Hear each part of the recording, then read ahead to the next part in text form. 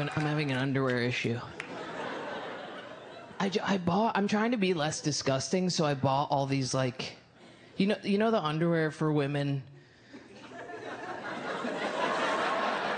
It's just underwear for women. I bought that. But they're gaslighting us on our pussy part, no? It's getting smaller by the day. Isn't it? It used to be big like a fat Ace bandage, and now it's little. And then you put it on and you have to favor a lab all day. You gotta split custody? You ever do that? Where you're like, you get it for 5 more minutes, but then you better share with your brother. Yo, you gotta share, I said. Fair's fair. What do women do that have had kids who've, you know? The fact that women rip during childbirth is a Jackass sketch.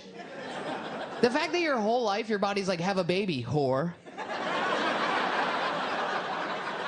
And then you finally do, and it's like, let's make the baby's head a little bit bigger than their pussy. My name's Johnny Knoxville. This is the cunt tear.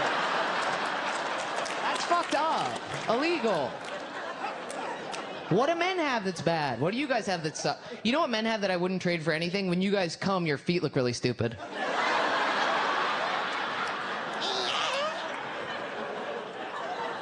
When a guy's like, do you want to do reverse cowgirl? You're like, do you want to do it? Sure. You're about to come and your toes go, spread out, boys. You guys should feel insecure about that. I might have a dick in my mouth, but while I do, your feet look dumb as hell, though. These underwear suck. It's because I'm trying to be. I'm trying to be a little bit more feminine. I'm trying to be. Like, I pitched this hour to a different streaming platform. You know, you'll be having sex with them, right? I think I'm on a lot of Prozac also, so I can't. I'm over it pretty quickly, right? Nice. It works. Remember in your 20s when they would just come quick and then you'd collect their soul like David Bowie in the Labyrinth? Now you gotta do a whole fucking thing. You gotta do a whole song and dance because they've chafed their cocks. You know what I mean? They have a wizened cock, if you will. Sometimes I'll just hop off it. I'll just be like, dude, I gotta expedite this shit, right? You ever do that? We have to make you come. We have to, because if we don't, the next day we'll look in the mirror and go, you're a fat ugly bitch. You're a fat ugly bitch. Sometimes you guys don't even want to come. You're like, I'm good. And we're like, oh, this is for me. Sit down.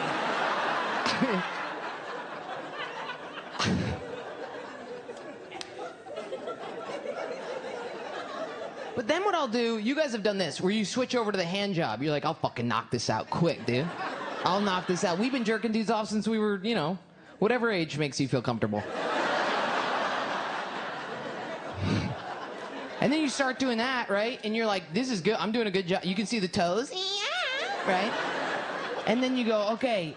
And then you go, even this, my arm's getting a little tired, dude. You better fucking go over the edge here, man.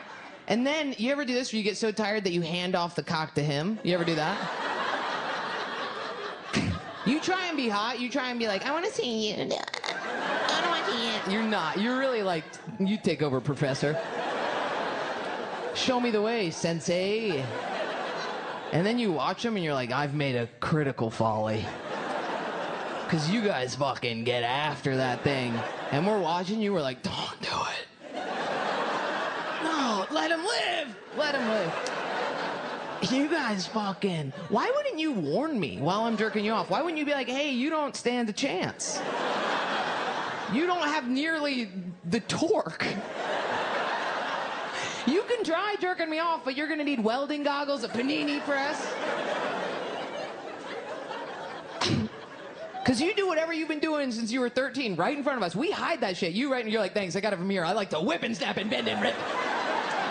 Scary stuff.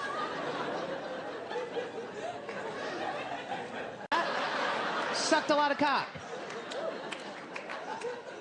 Replace food addiction with sex addiction. Works every time. Works. Same. Some kid came over to the farm and was like, you want to put my penis in there? And I was like, yep, I put everything in there. Toss it back.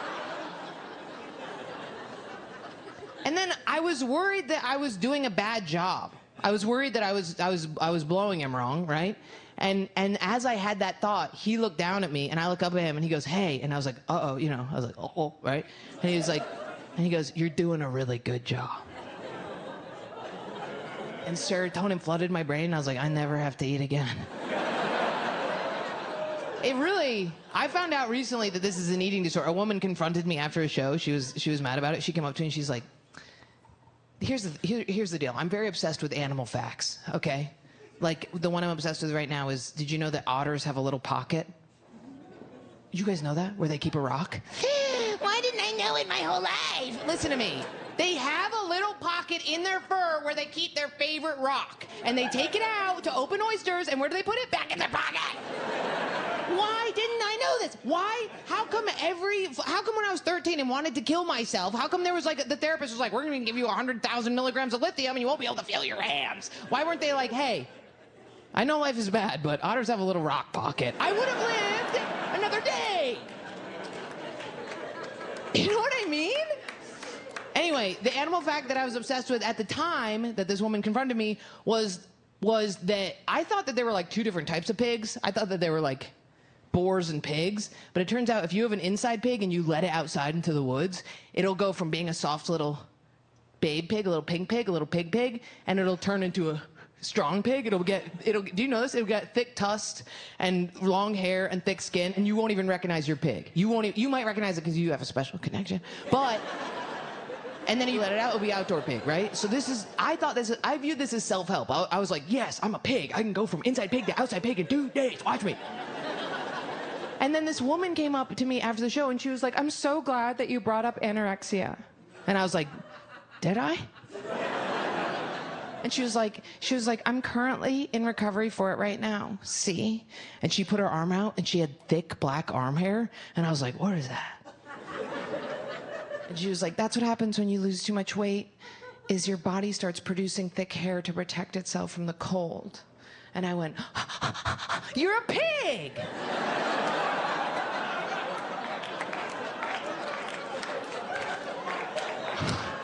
And she was like, what did you just say? And I was like, oh, no. I apologize. You're not like a pig. You're a pig on the loose. If anything, you're an outside pig. Do you want to buy a poster? So bad. Anyway, I lost all this weight sucking cack.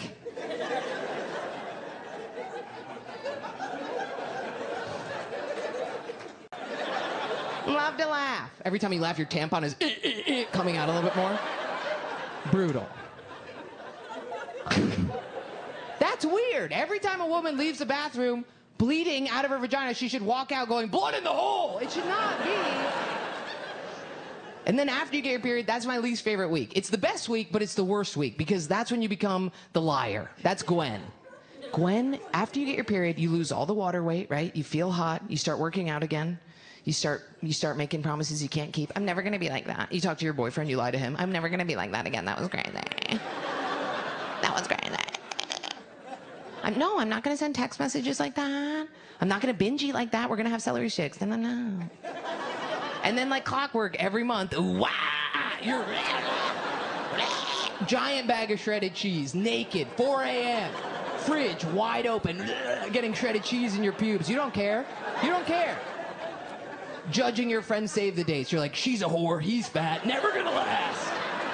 I'm not going. And maybe there's like a couple days where you feel like yourself, but you can't get, attached to that version of you because the darkness is always ascending. And men, you guys are different. You guys are, I'm Brian every day, and that's awesome. I do respect that about you. That's why I date you. When women communicate, the only things we talk about are what fucked up psychological tribe we're trying to escape, right? We're like, do you ever think I'll stop being an anxiously attached EMTJ, Mercury, Gemini, sourdough rising, or whatever the fuck? When you talk to men, they're like, hey, you ever happen to see a possum hustle? I'm like, no, dude. You looking at one? Yeah, these fuckers can go.